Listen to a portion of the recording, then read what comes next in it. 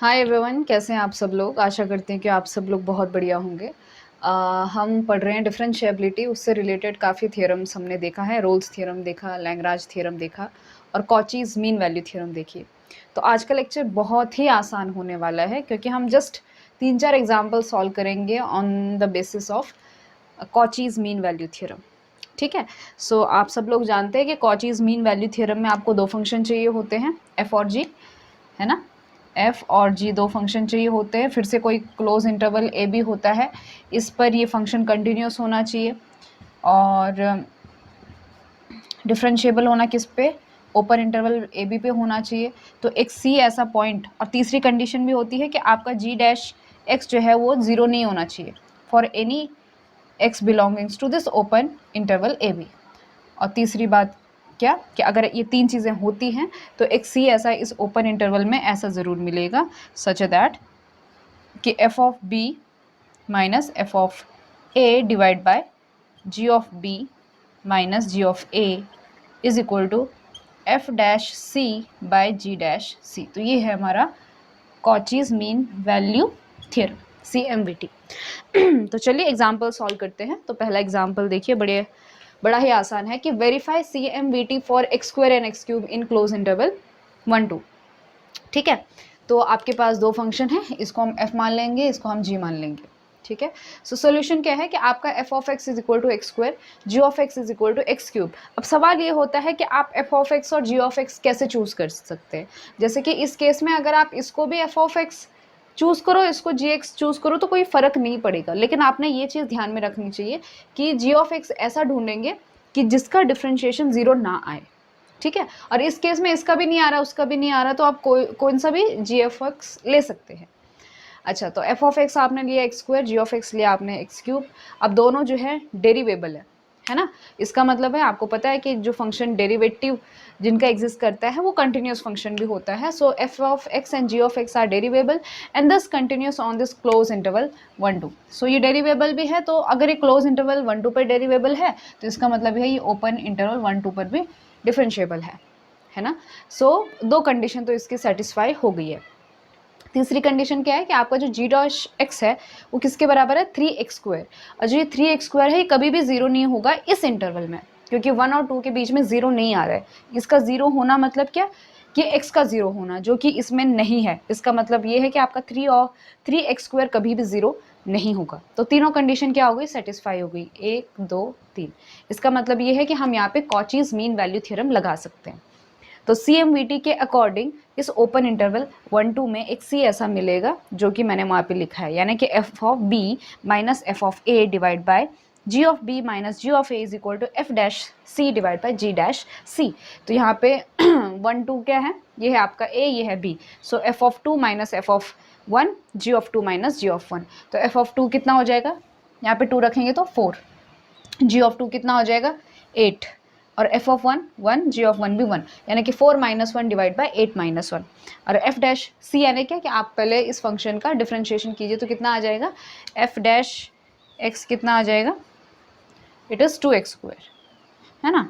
और वैसे ही जी dash x तो आपको पता ही है कितना है, 3x स्क्वायर। तो x की जगह क्या रख देना है, बस c रख देना है। तो आपका आ जाएगा, सॉरी इट इज़ 2x।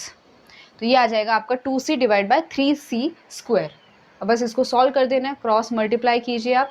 देखिए यहाँ पे सी को कैंसिल मत कीजिएगा। रीज़न ये है कि जब आप सी स्क्वायर की टर्म है तो दो रूट्स आएंगे, अगर आप एक कैंसिल कर दोगे तो एक रूट कम हो जाएगा। ठीक है। सो जब भी ऐसा क्वेश्चन आए जहाँ पे सी स्क्वायर हो, सी क्यूब हो, वॉट एवर इट इज़, तो आप ट्राई कीजिए कि कैंसिल ना कीजिए, ताकि आपके सी के दोनों पॉसिबिलिटीज़ आ जाए। तो जैसे कि इस केस में सी 0 भी आ रहा है और 14/9 भी आ रहा है, लेकिन आपको पता है कि सी 0 जो है इस इंटरवल में बिलोंग नहीं कर रहा है, तो हम ये वाला नहीं लेंगे, हम 14/9 लेंगे। तो c इज इक्वल टू 14/9 जो कि इस इंटरवल में बिलोंग कर रहा है।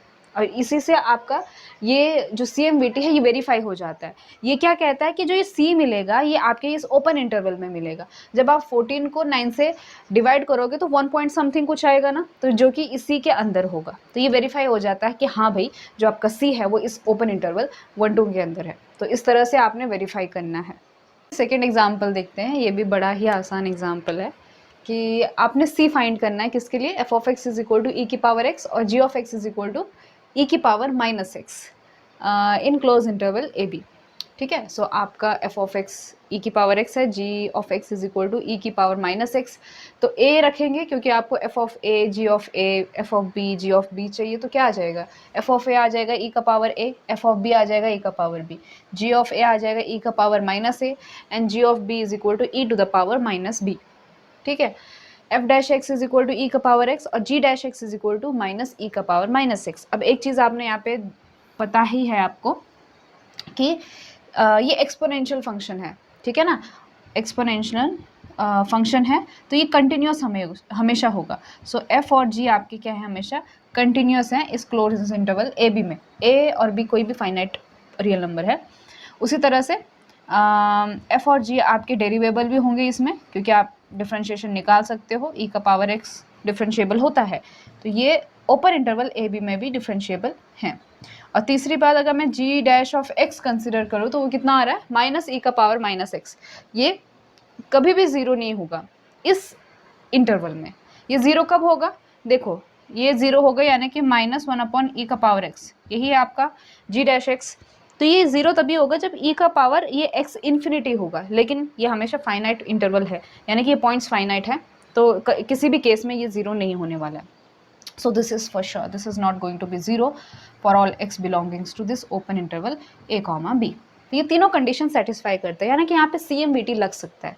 सो therefore ये चीज़ें आप लिख सकते हैं पहले कि हाँ ये तीनों कंडीशन इसमें सेटिस्फाई होती है, तब हम कह सकते हैं कि बाय CMVT क्या हो जाएगा, एक C ऐसा मिलेगा इस ओपन इंटरवल में सच दैट क्या कि f of b minus F of a divide by g of b minus ji of a is equal to f dash c divide by g dash c. तो रख दीजिए, तो ये है f of b, f of a, g of b, g of ए।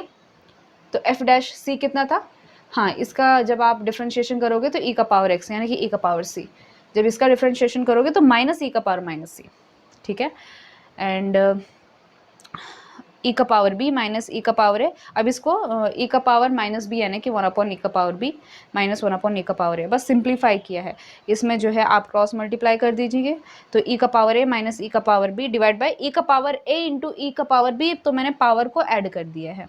अब ये जो denominator है ये ऊपर जाके मल्टीप्लाई में आ जाएगा, यानी कि e to the power A plus B और e to the power b minus E to the power a, e to the power a minus E to the power b, यानी कि अगर मैं माइनस साइन कॉमन निकालूँ तो ये दोनों cancel हो जाएंगे, ये दोनों सेम हो जाएंगे। तो मैंने माइनस साइन कॉमन निकाल दिया है। तो जब आप माइनस साइन कॉमन निकाल देते हो, जैसे कि ये लीजिए निकाल दिया मैंने, तो ये दोनों सेम हो गए, तो ये दोनों कैंसिल हो जाएंगे। ठीक है, और आपके पास इस साइड क्या बचेगा, minus E to the power A plus B, और इस साइड क्या था, ये E to the power C ऊपर जाके प्लस हो जाएगा, तो ये क्या बनेगा, माइनस साइन वैसे ही ई का पावर 2c हो जाएगा। अब ये ई का पावर ये इज इक्वल टू ई का पावर दैट, सो उस केस में हमारे एक्सपोनेंशियल जो ऊपर की पावर है वो दोनों क्या होंगी, सेम होगी, यानी कि 2c is equal to A plus B, so c is equal to A plus B by 2। और आपको पता है कि a प्लस बी बाई 2 किस में बिलोंग करेगा, इस ओपन इंटरवल ए बी में बिलोंग करेगा। तो इस एग्जाम्पल के लिए जो c है वो ये है, a plus B divide by 2। तीसरा एग्जाम्पल देखिए, आपका एफ ऑफ एक्स है root x, G of X है वन अपॉन रूट एक्स और इंटरवल है क्लोज इंटरवल ए बी। ठीक है, अब खैर यहाँ पे तो ऑलरेडी दिया है कि एफ ऑफ एक्स है, ये जी ऑफ एक्स है, आप इसको भी एफ ऑफ एक्स और इसको जी ऑफ एक्स भी ले सकते हैं, क्योंकि फ़र्क नहीं पड़ेगा उतना, क्योंकि जब आप इन दोनों का डिफ्रेंशिएशन करोगे तो दोनों में जो एक्स है वो डिनोमिनेटर में आ रहा है ना, न्यूमरेटर में नहीं आ रहा है। So f dash x is equal to one upon two root x, g dash x is equal to minus one upon two x की पावर 3/2। ठीक है, और यहाँ पर ये कभी भी ज़ीरो नहीं बनेगा, क्योंकि एक इंटरवल है ए और बी क्या कहते हैं आपके, क्या हैं, फाइनाइट हैं। ठीक है, हो सकता है कि इसमें ज़ीरो बिलोंग करे, तो यहाँ पे ज़ीरो आ जाए तो वो इन्फिनिटी आ जाए, लेकिन उसके लिए CMVT में कोई कंडीशन बताई नहीं गई है। CMVT में सिर्फ ज़ीरो के लिए कहा है कि जी डैश एक्स वो ज़ीरो नहीं होना चाहिए, कि जी कभी नहीं ज़ीरो होगा। ठीक है, चलिए फिर, तो एफ डैश एक्स है आपका one upon two root x, g dash x है minus one upon two x की पावर 3/2। फिर से वही कहूँगी कि ये तीनों कंडीशन ये सेटिस्फाई करता है, आपका कंटिन्यूस भी होगा क्लोज इंटरवल ए बी के अंदर और डिफरेंशिएबल भी है ये, और थर्ड क्या है कि आपका जी डैश एक्स वो ज़ीरो भी नहीं है, तो यानी कि यहाँ पे सी एम वी टी लगेगा। तो there exist C belongings to this open interval A B such that, ये जो आपका फॉर्मूला है बस इसमें पुट कर देना है। तो एफ ऑफ बी कितना आ जाएगा, root B minus root A divide by 1/√b minus 1/√a is equal to 1/2√c minus 1/2 c की पावर 3/2। अब ये मैंने सिंप्लीफाई किया है, इसको क्रॉस मल्टीप्लाई कीजिए, ऊपर ले जाएगा रूट ए बी और यहाँ नीचे से माइनस कॉमन निकालूंगी तो root B minus root A divide by root B minus root a हो जाएंगे कैंसिल।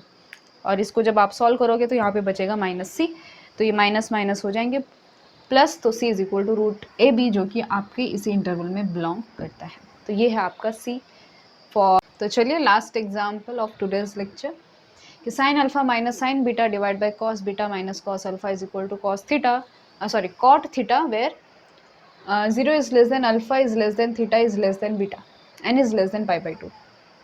ठीक है, अब आपको इसमें साफ साफ दिखाई दे रहा है कि CMVT लग रहा है, क्योंकि अगर इसमें क्वेश्चन ये आएगा कि f ऑफ x और g ऑफ x क्या चूज़ करें, तो दिख रहा है साफ साफ कि ऊपर जो है साइन अल्फा साइन बीटा, यानी कि ऊपर वाला यानी कि f हमको जो है साइन x लेना चाहिए और नीचे वाला g ऑफ x हमें cos x लेना चाहिए। सिंपल सी बात है।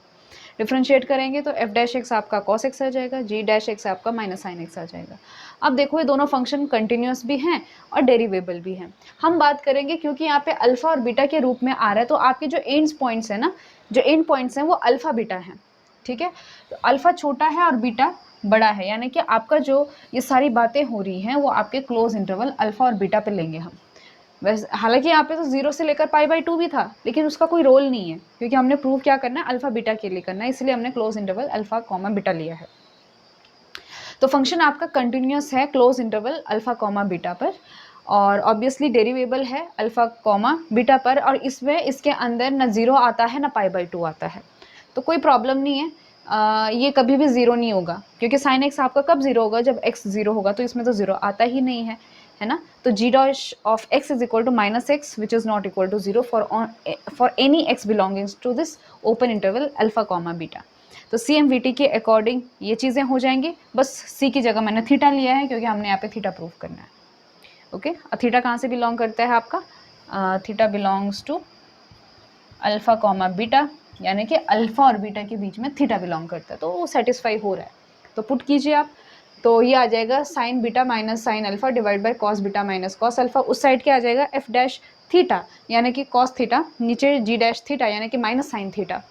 और यहाँ से अगर मैं ऊपर की साइड से माइनस कॉमन निकालती हूँ तो ये माइनस और वो माइनस कैंसिल हो जाएंगे, यानी कि sine alpha minus sine beta divide by cos beta minus cos alpha is equal to cot theta, hence proved. ठीक है, तो आज का जो लेक्चर था वो कोई मुश्किल नहीं था, it was very easy lecture. मतलब जो रोल्स थ्योरम और लैग्रांज के थ्योरम हैं उससे जो एग्जाम्पल है उनसे कहीं आसान ये मुझे लगा। सो ये था आपका कॉचीज़ मीन वैल्यू थ्योरम के ऊपर के एग्जाम्पल। नेक्स्ट वीडियो लेक्चर में हम कुछ नया थ्योरम देखेंगे। So see in the next video lecture.